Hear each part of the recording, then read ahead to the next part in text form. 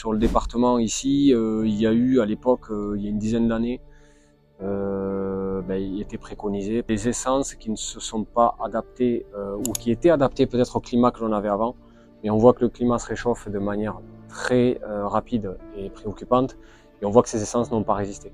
Donc oui, j'ai en tête des plantations de pins aujourd'hui qui ont été faites ici et qui végètent et qui ne poussent pas.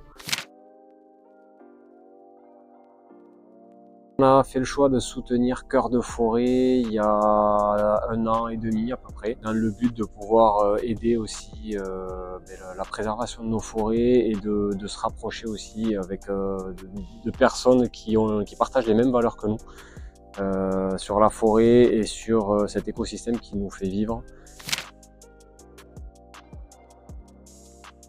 Que la démarche de Cœur de Forêt va dans ce sens-là, de respecter la nature et de penser à demain, de penser à nos enfants. Alors le chantier que l'on a fait ensemble, c'était une exploitation sur une parcelle où il y avait majoritairement du hêtre. En fait, on en avait parlé avec Mathieu Loézic à l'époque, qui m'avait dit on va avoir une coupe de hêtre. C'est tombé au moment où nous on tâtait à rosciller du hêtre pour certains clients menuisiers qui nous en demandaient. Ça a été très fluide, on a reçu de suite les photos, celle-là, pas celle-là, et puis au final on a fait un camion et il est scié, il est en train de sécher.